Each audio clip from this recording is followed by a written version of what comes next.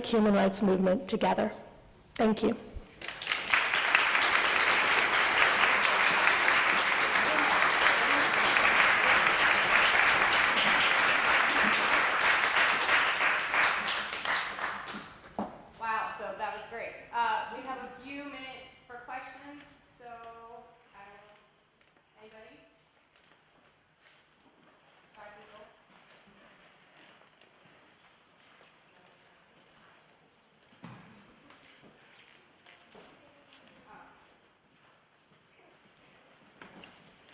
So then I have a question.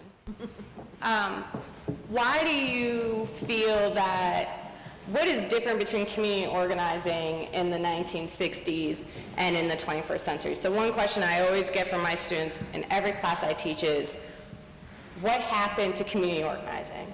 Why isn't it around? What happened to activism? And I always say it's still here, but what, thank you, interference there. But what is the, what's the answer to that? How do you guys answer that question? Thank you, Anthony. Do you want to answer? Oh, you go ahead. Community organizing actually hasn't really changed. It's fundamentally the same. It's about listening to communities, it's about hearing their priorities, and it's about helping them to organize and move forward to address it themselves. That piece hasn't changed. I think one of the biggest challenges for those of us in the advocacy world today is that many of our organizations are now reliant on funding to pay for our organizers. I read a lot about Ella Baker's work and how constantly economically deprived she was in doing her work. She was never compensated for her activities. They were almost always volunteer.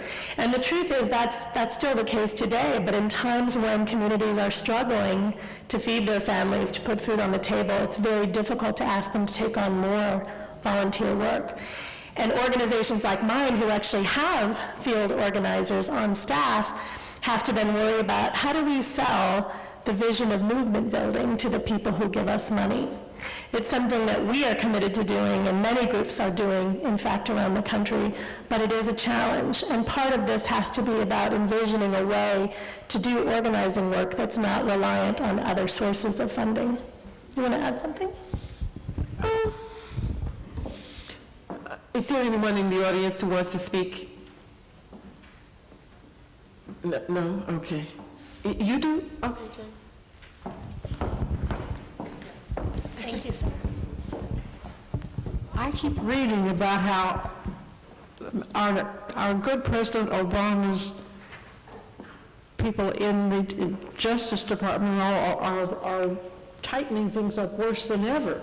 And I keep being very upset about it. I mean, we know people are being hacked, and they're treating us all as though we are possibly dangerous. And I don't, do you know anything about how we can stop that? Thank you. Well, the Obama administration's Department of Justice has a really mixed track record. They've done some things terrifically well, and the example I'll give you is they've conducted a number of investigations of law enforcement agencies around the country and actually concluded that, in fact, they are racially profiling, and they've been suing them now in court. This has been a huge step forward for the work on racial profiling, and we're really excited that they're doing it. But they do something like 4 or 5 investigations a year, and the number of police departments that should be investigated is sadly much greater than that. And on the other hand, different parts of the Department of Justice are in fact then perpetuating the problem of racial profiling. So the FBI, for example, has constituted some new guidelines for its agencies that allow them to use race or religion as the reason to start investigations of individuals. Hugely problematic. So it's not a unified voice. There's a lot of internal debate inside the Department of Justice. On a personal level, I'm really disappointed that President Obama hasn't done more on all of these civil rights and human rights issues. I think his fear is that he's concerned about appealing to the middle or the center or whatever this political spectrum is, and he has not been responsive to his base, who were the mobilized folks behind him in 2008. to help push him forward in this election. So it's going to be a very interesting election, I think.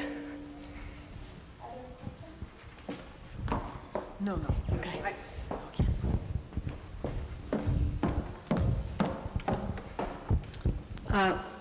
So, first of all, thank you for those wonderful remarks, both of you.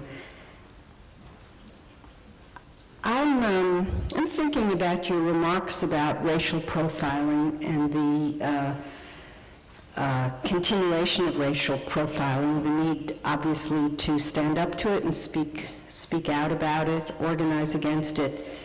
And I'm also thinking about your remarks about how we build a better tomorrow, and then I reflect upon the most recent Supreme Court decision, basically passing on the constitutionality of strip searches for the most minor violations. And I'm wondering, how do you think we build a better tomorrow in the face of those kinds of decisions? And actually, I haven't seen any large reaction to that Supreme Court decision. Maybe it's too early, but I'm just wondering about your thoughts on that.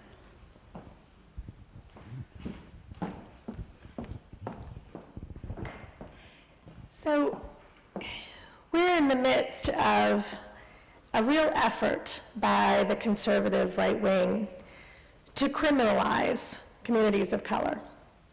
It's happening in the immigration context, where now the efforts to enforce immigration laws are focused on criminal aliens. That's the phrase that the administration likes to use. Where we are building jails and prisons at a far faster rate than we're building schools. So there's a notion out there of who's bad and who's good. And the problem, I think that the reason I think you haven't seen a lot of hue and cry about the Supreme Court decision is because if you're in jail, there's this assumption inherently that you're bad and that you don't deserve rights that other people do. The United States is incredibly punitive about, for example, voting rights for people who've been convicted. There are countries in the world that let people vote while they're serving prison sentences. You shouldn't lose your right to vote because you've committed a crime, but we do here in the United States. So how do we take care of this? One thing is the Supreme Court has never been particularly responsive to mobilization in the street. At least it likes to think of itself as being separate from that. But I think the reality is the conservatives have taken a long time to build up this conservative court. We have to think of the struggle in the same length of time. We're not going to fix this court in the next few years. It's going to be a while. So we have to think about how do we move the political debate to the left. It's got to be people organizing in communities and electing folks at the local level and then at the state level to help build and change the way that both Congress and the executive branch function. The Supreme Court isn't going to get to rule on all of these issues. They're going to have to pick and choose their battles. And we're going to have a lot of really bad decisions coming out. We just should anticipate that. But there are ways to organize beyond that. What the Supreme Court decides does not necessarily mean that we can't change policies at the local and state level, which we have to start doing, and we can only do through grassroots organizing. I hope that answered your question. Is there one more question? Anybody?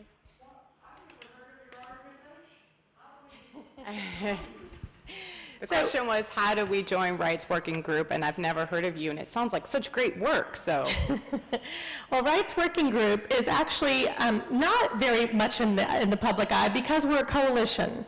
So you've probably heard of a lot of our member organizations. So for example, Amnesty International, the Leadership Conference on Civil and Human Rights, the NAACP, all members of our coalition. But what we try to do is to bring all of these different constituencies together to fight on the same battles and to use community organizing and policy advocacy collectively to move our agenda forward. Our website is www.rightsworkinggroup.org. Please check it out, and I'd be happy to give you my card afterwards if you'd like to follow up. Thank you. So that is our time for this first portion of the symposium. just because it was brought up so many times, in case you were interested, the discussion of racial profiling in our community is at 7 p.m. on Wednesday at First Baptist Church, 632 West Main. I really do hope that all of you guys join us back here at noon for From Trump Towers to Tent Cities, Assessing Wealth Inequality, which is the second panel of today.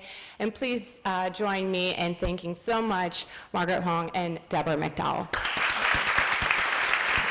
That was a great talk. Thank you very much. I really enjoyed your open house. You brought it to life.